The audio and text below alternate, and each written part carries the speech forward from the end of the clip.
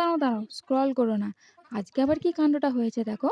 বুলবুলি পাখির যে ছানাটা তোমাদের দেখিয়েছিলাম, সে না উড়তে শিখে গেছে। আর উড়ে পর তো পর একদম পড়েছে বালতিতে।